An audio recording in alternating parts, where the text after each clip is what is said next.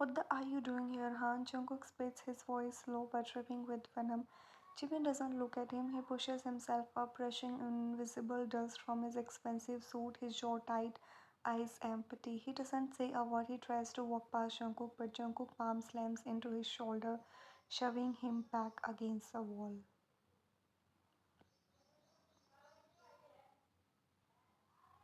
I said, are you doing here? Jungkook's eyes are wild, that vein in his neck blushing with rage. You really think you can slither in here after what you. He stops himself, breathing heavy. Jimin's eyes flick up wary. He tries to sidestep again, but Jungkook can't block him. Talk now. Jungkook growls. Jimin's eyes, voice quiet but bitter. Why don't you ask your father? Wrong move. Jungkook hands snap up, grabbing Jimin's collar, yanking him so close their foreheads nearly clashed. Don't you play smart with me, you snake. You tell me. You. Jimin's eyes shift to the side. J-Hope ran away. Your father wants me to. He swallows, his lips trembling just slightly. He wants me to marry. Why? Before Jimin can finish, Jungkook fish connects with his jaw, sending him crashing into the wall again. Don't you dare say her name. Don't you dare breathe it. Jimin wipes the blood off the corner of his lip. He doesn't fight back. He just stares at the floor, hands at his sides, defeated. Punch me all you want, Jungkook. I didn't ask for this. Jungkook eyes darken, a muscle tickling in his jaw. He rears his fist back again, but Jungkook, a cold, commanding voice cuts through the hallway like a knife. Jungkook freezes, teeth grated as his father steps into the passage, hand in the pockets of his tailored suit, flanked by two bodyguards. The Mafia King's shadow swallows them both. Mafia's eye flicked from his youngest son to the battered boy he's chosen for his daughter. His stare alone is enough to make Jimin shift uncomfortably. Enough, Mafia says, his tone sharp and final. He looks at Jungkook like a master reminding his dog who's on the leash. Stand down. Jungkook's shoulder heave, his grip on the Jimin collar tightens for one last time. The vein in his tattooed arm tense and he shoves him away, disgust twisting in his features. Stay from my sister. Jimin doesn't look up, his tense hair, shoulders slumped, blood at the corner of his mouth silent. The Mafia King stepped closer to Jungkook, his shadow falling over him. His voice is deceptively calm, and that makes it so much more terrifying. Control your temper, Jungkook. Today is not the day for your rage. You have your own pride waiting. Jungkook spits to the side, eyes never leaving Jimin. The Mafia eye narrow, one flick of his hand, and his men step forward, ready to intervene if his son dare to cross him again. You will behave, do you understand? The older man says, a warning, a threat, a command all wrapped in velvet. Jungkook stands there frozen, his hands clenched so tight at his sides that his rings sting painfully in his skin. He stares at his father, that larger than life who control everything in this world, the same man who raised them all to believe that loyalty to Mafia comes before everything. But today, even that loyalty feels like a cage. Mafia looks at Jimin with cold detachment and flicks his hand dismissively. Go away, wait outside. We'll call you when it's a time. Jimin hesitates for just a fraction of a second. He looks at Jungkook, their eyes meeting, and there is no apology there, no shame, just blank acceptance. And Jimin bows slightly to the Mafia boss and slips out the heavy doors without a word. The moment the door clicks shut, Jungkook jaw tricks. He yanks his phone from his pocket so hard it almost flies out of his hand. His thumb stabs at the screen, speed dial Job's number ringing. He holds the phone his ear like it's the last lifeline he has left, but all he hears is the hollow click of the dead line. Come on, come on, come on, he mutters under his breath, pacing, hair falling in his eyes. He tries again, slamming his finger on the call button. Still nothing. Switch on. He hisses across the room. Mafia leans back against the table with that infusionally calm smirk. He folds his arm, his watch gleaming under the chandeliers.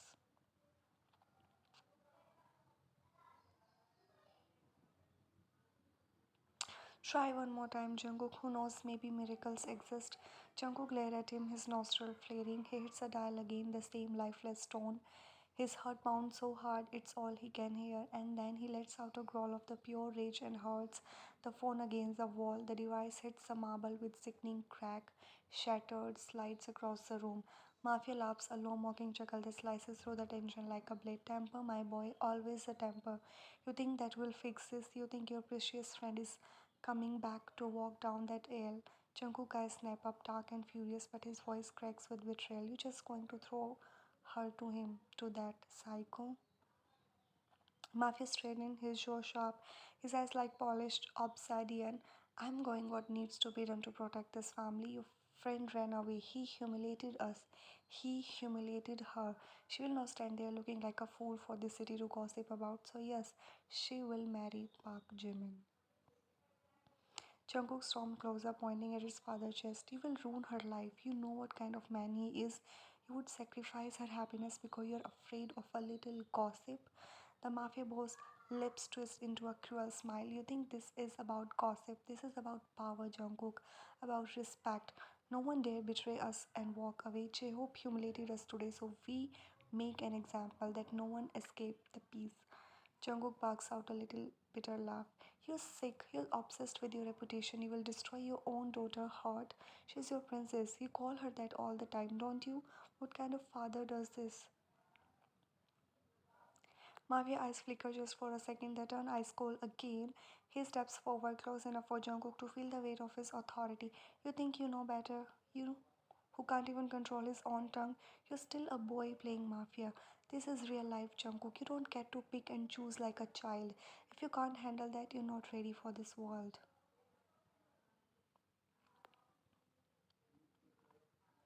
Jungkook fish shake his chest, heaving. I won't let you do this.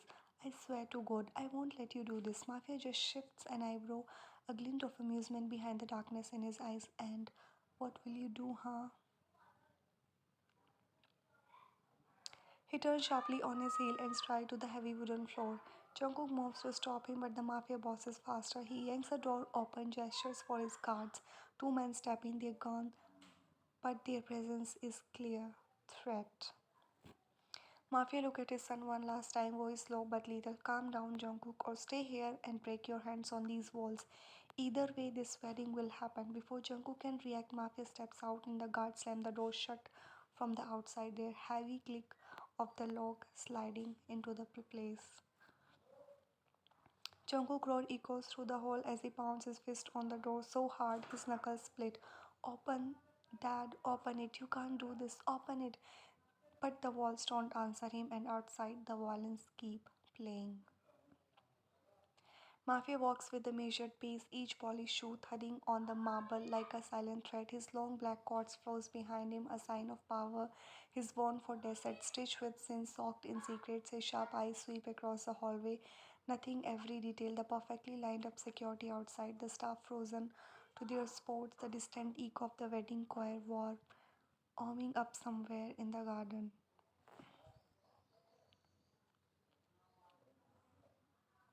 Park Jimin father flinches as the mafia stops abruptly. The king glances sideways at him, an amused flicker crossing his face. He laughs his how people who smile to his face still shiver the moment they stand this close. He adjusts the cuffling on his wrist called family crest carved into it, then lets out a dark chuckle. Mr. Park, his voice rolls out like smoke. You look pale, nervous. It's your son's big day after all. Mr. Park stammers, his mouth opening and closing like a fish gasping for air, but no words manage to escape him. His eyes flick between the Mafia King and his own son, who stands stone still, eyes dead and soul buried under years of secrets. Beside him, Mrs. Park stands stiff as a statue, her trembling fingers gripping her clutched back so tight it might tear apart, as if it could somehow protect her from the weight of the man before them. But the mafia doesn't spare them another glance. A cold eye sweep across the grand hall, landing on the corner where the orchestra is waiting. Violins poised, cellos ready, a hush of tension in their bows. He lifts a single finger, beckoning the band leader with an almost lazy gesture. The poor man hurries over, bowing so low he nearly drops his baton. Sir, the mafia voice is silk wrapped around the steel gum, but with an undercurrent that makes the conductor hands tremble. Play louder. His eyes flick toward the closed doors, toward the families gathering, the gossiping guests, the question that might be asked too soon. I don't want anyone to hear what they shouldn't hear today. The conductor nods frantically. Of course, sir. And the mafia leans closer, his teeth glinting in a thin smile that doesn't reach his eyes. If you miss a single note, I'll have you playing in the street for the rest of your miserable life. Understood? The conductor swallows so hard it's audible, nodding fast. Yes, sir, of course, sir. Without another word, the mafia gives a dismissive wave, and the conductor practically runs back to the musicians. The heartbeat later. The hall is filled with a swelling roar of music. The violin beeps louder, the drums echo like a distant thunder, and the cellos growl beneath it all. It is so loud now it drowns out the whisper, the secrets, the betrayal swirling in the corners of the room. The Mafia King stands in the center of it all, his suit crisp, his French fingers resting calmly in his pockets, watching the Park family like a tiger watches trapped prey. He leans back slightly, a dark smile tugging at his lips. Let's get ready to celebrate, shall we? My princess deserves a wedding they'll never forget. Behind him, the guards stand like shadows, and somewhere deep inside the venue, the tragedy he is orchestrating waits to be revealed, hidden for now beneath the thunder of music. The grand bridal room feels too big for a small, worried heart. Heavy silk curtains flutter as a breeze slips through the slightly open window, but the warm air feels icy against her skin. Wine sits perfectly still on the antique chairs, her dream ground pooling like a cloud around her. The delicate lace sleeves brush her wrist. Every outside this room sounds so beautiful. The distant notes of the violins muffled laughter from the guests waiting from the decorated hall, footstep of the staff scurrying to keep things perfect. Everyone is here for her fairy tale, yet she feels so alone. Her family lies beside her, screen dark and accusing. She picks it up, her fingers trembling as she taps on Hobby's name for what feels like the hundredth time. It rings once, twice, then that dull, empty beep switched off again. When I stink with the tears as she keeps swallowing back, she presses the phone to her chest like it can magically bring him closer. Come on, Hobby, pick up just once. She whispers, her voice so soft it almost gets lost in the rustle of her gown. You always send a text at least. You say you are busy, but you answer right. Why aren't you answering? She pushes herself up, groan rustling like whispered secret against the marble floor. She walks slowly to the mirror, her reflection swimming through the mist in her eyes, a girl starling back in the post to be untouchable, the mafia princess in her flawless gown with the perfect veil and the perfect hair. But right now, she just see a scared girl waiting for the boy who promised her forever.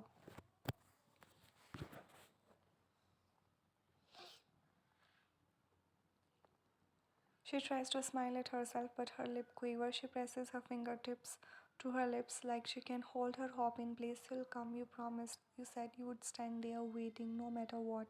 She turns to the window, pushing aside the curtain. The sprawling garden below is lined with the guards in black, spaced every 10 meters like statues. Car gleam in the driveway, expensive, powerful, armored. All this luxury, all this security. Her heart feels so hollow. She presses her forehead to the core glass. Please pick up, Bobby. Just tell me you are there, that you are getting ready, that you are on your way. Her voice cracked too soft even for herself. You promised me you would stand there at the end of the aisle, remember? You promised me you would hold my hand and never let go. As the tears slip down her cheeks, smudging the perfect makeup her brothers paid so much for, she doesn't care, not now, not when the only person she wants beside her feels so far away. She squeezes her eyes shut. It's okay, maybe you're just busy, maybe your phone is dead, maybe you're coming right now. You'll be there, right? You will be there, Hobby. You have to be. She straightens up a little, sniffing back her tears. Her hands smooth her gown like she's fixing armor before battle. She places her phone back down, forcing a small, fragile smile. It's okay, you'll come. She breathes in steady, like her mother taught her. Then she sits back down on the chairs, folding her hands in her lap.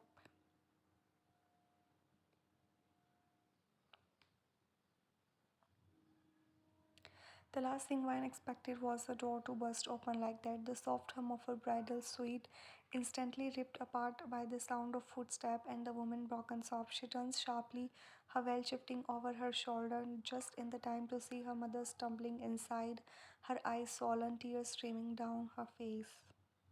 Two guards rush after her, trying to restrain her by the shoulders. Ma'am, please, you can't be in here. We have strict, but before they can pull her back, Vine eyes, please, don't you touch her. She screams, yanking one guard arm away from her mother. She's my mother. Let her go.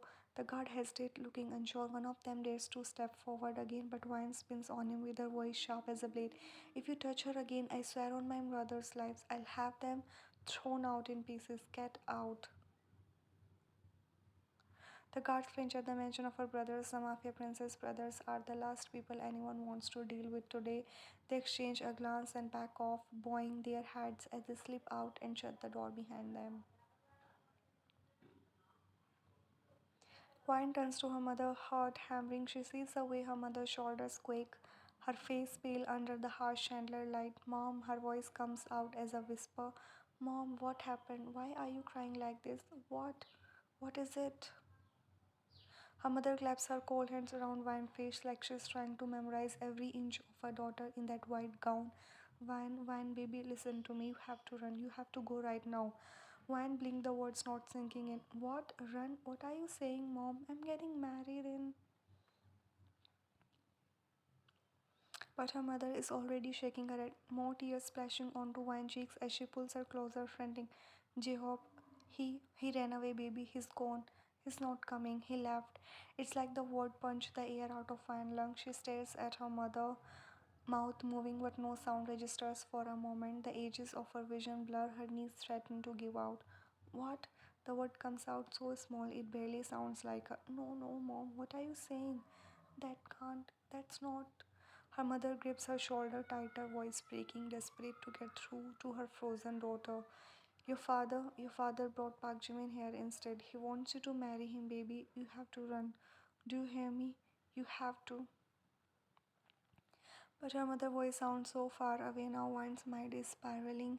She can hear the violence outside, the chatter of the guests, the distant laughter, but inside her head it's just static. Jihop's smile, his promises, his sweet words, all of it shatters like glass. She stares into her mother's terrified eyes, but she doesn't feel anything. No words, no breath, no strength to move. His lips part, but nothing come out except a soft trembling. Mom, no. Her mother sobs harder, shaking her by the arms. Yes, yes, baby, you have to run. You can't marry Jimin. You can't let your father do this to you. Please listen to me. But it's like the wine has turned to the stone in her mother's hand. She feels the weight of her gown pressing her down, the bedding cold against her skin, her hands trembling, but the limp at her sides. In that moment, the beautiful Mafia princess everyone adores, she just feels like a doll. And her mother's voice keeps breaking, but wine is deaf to all now. Her world has stopped. To be continued.